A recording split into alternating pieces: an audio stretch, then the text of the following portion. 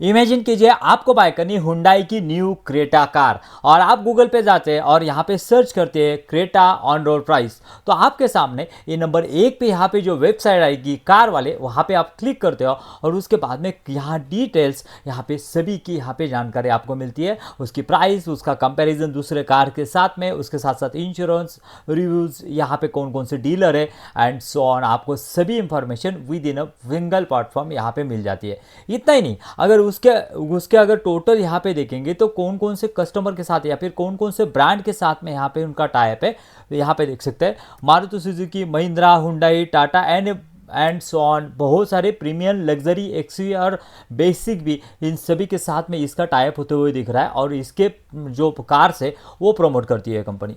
दोस्तों, इसीलिए हम आज के वीडियो में बात करने वाले हैं इसी प्लेटफॉर्म से रिलेटेड जो कंपनी है कार ट्रैक के बारे में। बिकॉज अब फिलहाल उसके Q1 के Q2 के रिजल्ट आए जो कि बहुत फिनोमिनस है, रेवेन्यू बहुत बड़ा है और सबसे बढ़िया बात कोई होगी तो यहाँ पे ऑपरेटिंग लेवरेज जो है वो इमेंस मिला है और उसी से वजह से यहाँ पे जो इस बिजनेस में यहाँ पे जो इंटरेस्ट जो है वो बनता है। उसके साथ साथ वैल्यूएशन की बात करेंगे जो कि बहुत यहाँ पे जो है वो ऑलरेडी रैली दिखा चुका है। वैल्यूएशन क्या है, उसके कंफर्ट देते हैं क्या, अगर दिखाते हैं तो उसके पीछे के लीवर्स को है क्या, उसके फ्यूचर यहाँ पे ग्रोथ लीवर्स होने वाले हैं और इसी के साथ साथ इन वैल्यूएशन के बारे में, इन सभी के बारे में चर्चा करेंगे। लेकिन उससे पहले जैसे कि हम हमेशा कहते हैं, लर्निंग है तो ही अर्निंग है। चलिए कुछ नया सीखते हैं। दोस्तों, सबसे पहले देखते हैं Q2 के कैसे रिजल्ट आए जो कि बहुत बढ़िया है मेरे हिसाब से। देखिए, लास्ट ईयर की बात की जाए तो लास्ट ईयर रेवेन्यू था 198 करोड़ जो कि बढ़ के हो चुका है 222 करोड़, यानी रेवेन्यू में अराउंड 29% की जंप, फिनोमिनल जंप के साथ में यहाँ पे कंपनी चल रही है।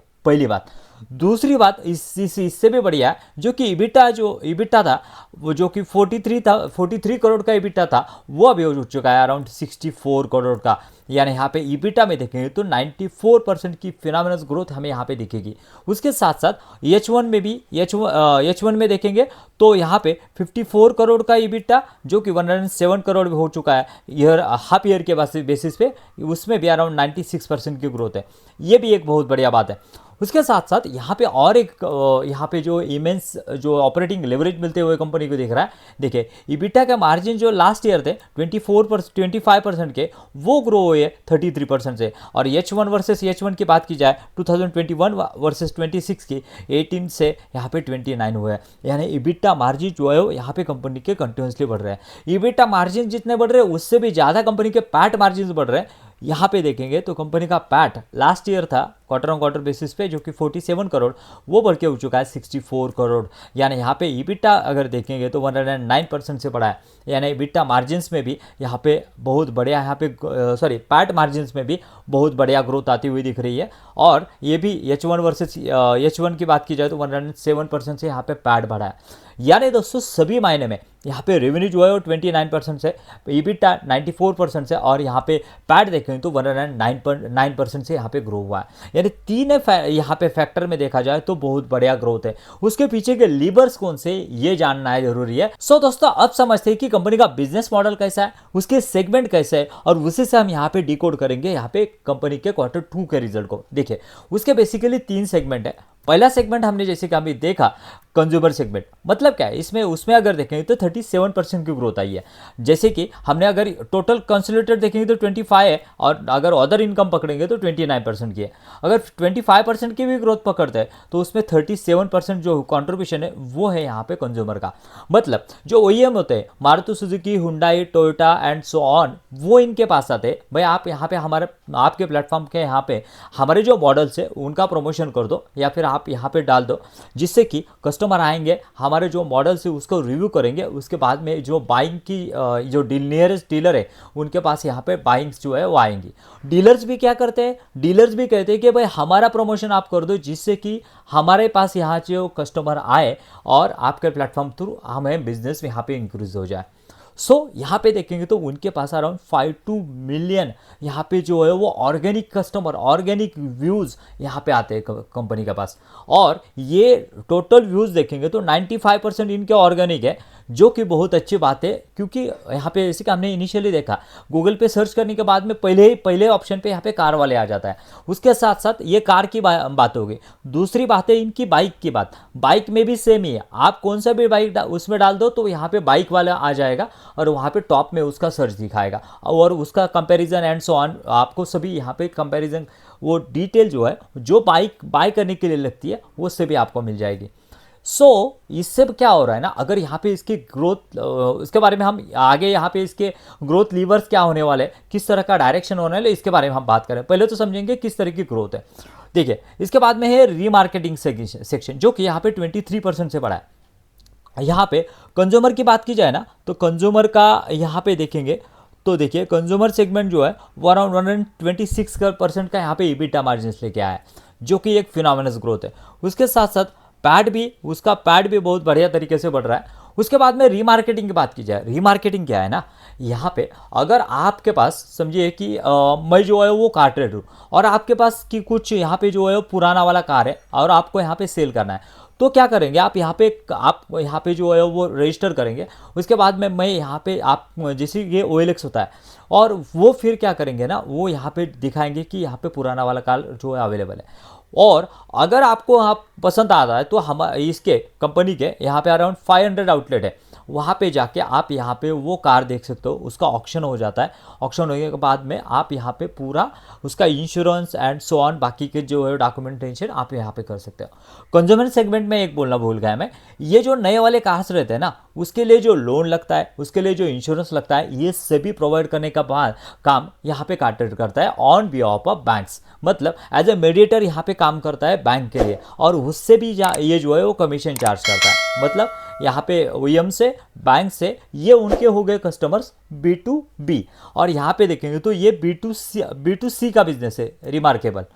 उसके बाद में लास्ट वाला जो सेगमेंट उन्होंने फिलहाल ही ऐड किया है, जो कि यहाँ पे गेम चेंजिंग होने वाला है, यहाँ पे देखेंगे तो OLX जो पहला नॉर्मली OLX था वो वैसा OLX नहीं रहने वाला है। क्यों? उसके ग्रोथ लीवर्स के बारे में जब आएंगे हम उसके बारे में तो चर्चा करेंगे। देखिए, यहाँ पे जो है वो अराउंड 17% यहाँ पे ग्रोथ जो है वो यहाँ पे दिखाई है OLX ने। OLX जैसे कि हम यहाँ पे देखते हैं, पहले तो कार हो गई, बाइक हो गई, उसके बाद में हर एक चीज़ आपको हाउस होल्ड में जो भी चीज़ है वो आपको अगर सेल करनी है तो आप यहाँ पे OLX में उसका पिक्चर डालते हो। उसके बाद में बायर एंड सेलर जो ये करते हैं। पहले तो यहाँ पे कमीशन जो है वो सिर्फ डीलर से लिया जाता था, लेकिन इसके बाद में कंपनी कुछ सेगमेंट में चेंज करने वाली है। कौन सा है इसके बारे में हम आगे बात करेंगे। और ऐसा मिला के अगर देखेंगे तो कंपनी का ये 3 यहाँ पे जो है वो ये सेगमेंट है जिससे यहाँ पे कंपनी के पास रेवेन्यू आता है। दोस्तों, ओवरऑल कहा जाए तो यहाँ पे कंपनी जो है वो नंबर 1 पोजीशन होल्ड करती है इन द यहाँ पे platform business of the car sale and bike sale. उसके साथ साथ यहाँ पे देखें तो 85 मिलियन जो है वो प्लेटफॉर्म पे यहाँ पे जो है कस्टमर्स है।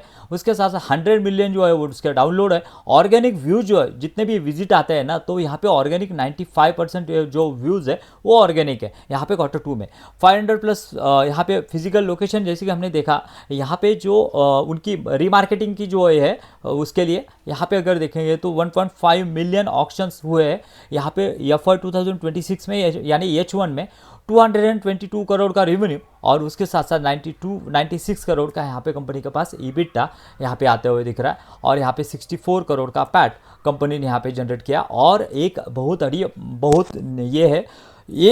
इंपॉर्टेंट कंपनी के पास, मैं तो मोट ही कहूँगा कि कंपनी के पास अराउंड 1080 करोड़ का कैश रिजर्व है।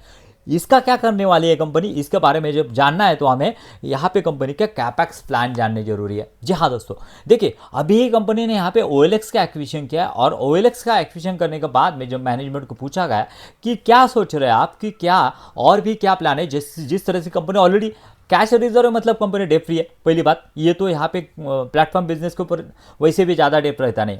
कंपनी का कहना है कि ऐसे ही हम यहाँ पे टेक बेस्ड जो बिजनेस है ना उसके ऊपर हम ज़्यादा फोकस करें, बिकॉज ऑफ यहाँ पे ऑपरेटिंग लेवरेज जो है वो इमेंस मिल जाता है। खाली आपको यहाँ पे थोड़ा सा मैन पावर अगर आप ऐड कर लो और जो है थोड़े से चेंजेस कर लो तो आपको यहाँ पे जो है वो डिराइव मिल जाता है इस तरह का, जैसे कि उन्होंने OLX का एक्विजिशन किया था।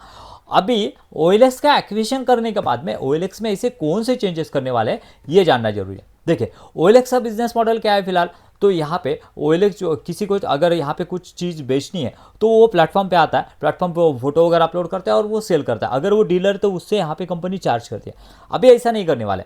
अभी यहाँ पे जो भी यहाँ पे डालेगा उसको पर्टिकुलर अमाउंट जो है वो यहाँ पे ट्रांजैक्शन फी लगेगी। पहली बात, डीलर को तो पहले लगती है वैसी लगी है।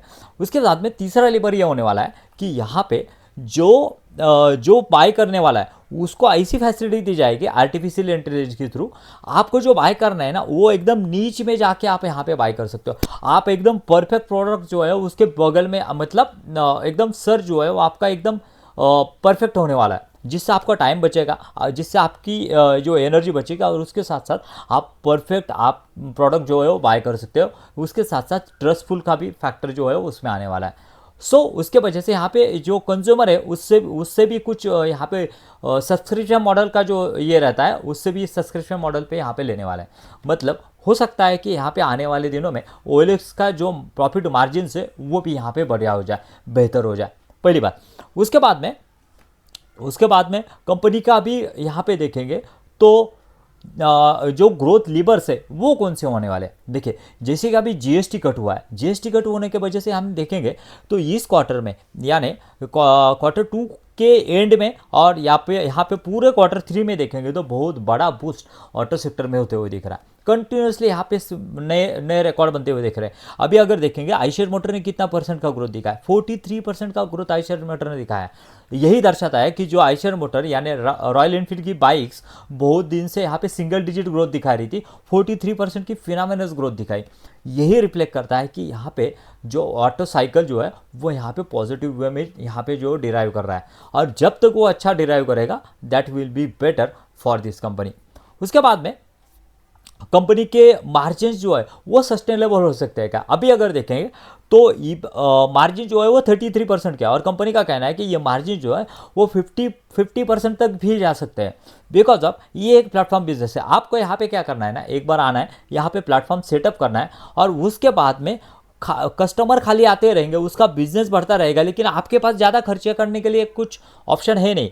खर्चे तो नहीं बढ़ेंगे, लेकिन उसके मुकाबले यहाँ पे आपका रेवेन्यू बढ़ेगा, और रेवेन्यू बढ़े तो आपका अल्टीमेटली यहाँ पे क्या होने वाला है, आपका प्रॉफिट मार्जिन, EBITDA मार्जिन और पैट मार्जिन जो है वो इंक्रीज होने वाले हैं। ये एक बहुत बड़ा लीवर होने वाला है, और जो डिराइव करेगा कंपनी के वैल्यूएशंस को, इसके बारे में हम आगे बात करेंगे कि वैल्यूएशंस किस तरह के हैं और यहाँ पे किस तरह का यहाँ पे जो अपॉर्चुनिटी जो है बनता है। और एक लीवर कंपनी के लिए होने वाला है, और वो यहाँ पे एंटर करने जा रही है कमर्शियल व्हीकल और यहाँ पे ईवी में। यहाँ पे देखेंगे तो ईवी का पेनिट्रेशन कंपनी का कहना है कि धीरे धीरे यहाँ पे बढ़ रहा है, लेकिन उस हिसाब से नहीं बढ़ रहा है जिस तरह से बढ़ना चाहिए। लेकिन अगर कमर्शियल व्हीकल में देखा जाए तो कमर्शियल व्हीकल जो है वो बहुत बढ़िया तरीके से कर रहे हैं। उसके साथ में दोस्तों इस कंपनी की मोड क्या है, इस कंपनी की मोड है कि आप यहाँ पे इस प्लेटफॉर्म में जब भी आते हो तो OEM को सबसे कम खर्चा पड़ता है जब आपको यहाँ पे जो आपकी चीज़ यहाँ पे सेल करनी है, आपकी कार यहाँ पे सेल करनी है, बाइक यहाँ पे सेल करनी है, इंस्टेड ऑफ बाकी के जगह पे यहाँ पे आप पब्लिसिटी करो। क्योंकि मैक्सिमम पब्लिक क्या करती है ना, अगर आपको कोई बाइक कार लेनी है ना तो वो गूगल पे ही सर्च करती है कि उसका रिव्यू क्या है, उसके फीचर्स क्या है। अगर आप पेयर टू पेयर कंपैरिजन भी उसको देते हो तो कहीं ना कहीं तो आपको यहाँ पे जो है आउटपुट मिलने वाला है, कहीं ना कहीं तो आपको सेल करने ही वाला है, किसी न किसी डीलर के पास वो नियर बाय जाने ही वाला है। बिकॉज ऑफ ये आपको कस्टमाइज देता है, आपको लोकेशन को कस्टमाइज देता है, आपको डीलरशिप को कस्टमाइज देता है, आपको ब्रांड को कस्टमाइज देता है, और उसी वजह से ना प्लेटफॉर्म के OEM में उनके खर्चे बचते हैं। अगर उनके खर्चे बचते तो उनका मोड बन जाता है ना, ये कॉम्पिटिटिव मोड बन जाता है। दूसरी बात, अगर यहाँ पे देखेंगे तो उसके पास इतने कस्टमर ऑलरेडी है ना कि इसका प्लेटफॉर्म ऑलरेडी बन चुका है, और उसका प्लेटफॉर्म का कंपटीशन करने के लिए फिर से अगर किसी को आना है तो बहुत टाइम लगेगा, और तब तक ये यहाँ पे कार-ट्रेक जो है वो बहुत आगे जा चुका होगा। दोस्तों अब बात करते हैं कि कंपनी का वैल्यूएशन कैसा है। देखिए FY 2025 की बात की जाए तो 641 करोड़ का रेवेन्यू था, अराउंड पैट देखेंगे तो 145 करोड़ का पैट और 22% के मार्जिन। TTM की बात की जाए तो 712 करोड़ का रेवेन्यू और यहाँ पे 203 करोड़ का पैट, 28% के मार्जिन। अगर कंपनी को यहाँ पे कंपनी का कहना है कि 830 to 850 तक यहाँ पे रेवेन्यू लेके जा सकते हैं, तो अगर 20% से भी ग्रो करते हैं कंपनी, ये तीनों सेगमेंट मिला के 20% से भी ग्रो करते हैं, तो ये 854 करोड़ का रेवेन्यू हो जाएगा।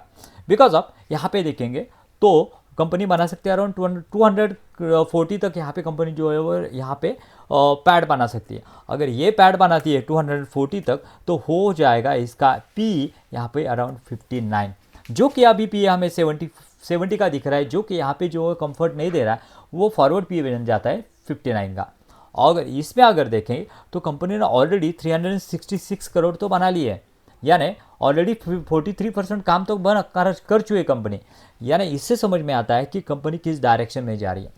दोस्तों यहाँ पे वैल्यूएशन अगर देखेंगे तो फॉरवर्ड पी के हिसाब से अगर आपको यहाँ पे 20% का इंजन आपको दिख रहा है, लेकिन यहाँ पे ऑपरेटिंग लेवरेज इसी तरह से प्ले हुआ जो कि यहाँ पे क्वार्टर 1 और 2 में हो रहा है, तो मुझे लग रहा है कि ये वैल्यूएशन जो है वो यहाँ पे बहुत ज़्यादा महंगी है, पहली बात। उसके बाद में यहाँ पे अगर देखेंगे उसके सभी ग्रोथ ड्राइवर जो कि है यहाँ पे कंज्यूमर सेगमेंट जो है वो अराउंड 82% के पैड ग्रोथ दिखा रहा है, रीमार्केटिंग सेगमेंट जो है वो अराउंड 30% का पैड ग्रोथ दिखा रहा है, और OLX देखेंगे तो अराउंड 213% की पैड ग्रोथ दिखा रहा है, तो जो कि सभी ग्रोइंग सेगमेंट है। उसके साथ साथ अगर यहाँ पे ये सभी चीज़ें बहुत बढ़िया तरीके से वर्क हुई तो मुझे नहीं लग रहा है कि अगले 2 से 3 साल यहाँ पे जो है कार्टर को कोई रोक सकेगा। लेकिन कहानी यहाँ ख़त्म नहीं है। अगर यहाँ पे कुछ ऑब्स्टेकल आता है, जैसे कि अभी ऑटो सेक्टर जो है वो बहुत बढ़िया यहाँ पे रिवर्सल कर चुका है because of boost of the GST का 28% से 18% आ चुका है, और उसके वजह से ऑटो सेक्टर में यहाँ पे बहुत बड़ी बूम आई है, जैसे कि हमने आयशर के बारे में देखा, यहाँ पे रॉयल एनफील्ड के बारे में देखा। लेकिन ये फिर से अगर डाउन जाता है तो एक यहाँ पे जो है वो थ्रेट हो सकता है, इसके लिए हमें ट्रैक करना होगा, और ट्रैक करना है तो चैनल को सब्सक्राइब कीजिए बिकॉज ऑफ हम यहाँ पे कंटिन्यूसली यहाँ पे हर क्वार्टर में यहाँ पे उसके जो है वो ट्रैकिंग रखने वाला है, किस तरह से किस डायरेक्शन में चीज़ें जो है वो मूव होने वाली है। उसके साथ साथ चैनल को लाइक करना मत भूलिए, वीडियो को लाइक करना मत भूलिए बिकॉज ऑफ ये आपके लिए तो एक लाइक है, हमारे लिए मोटिवेशन है। सो दोस्तों मिलते हैं ऐसे ही मज़ेदार वीडियो में, मिलते हैं। Thank you very much. जय हिंद।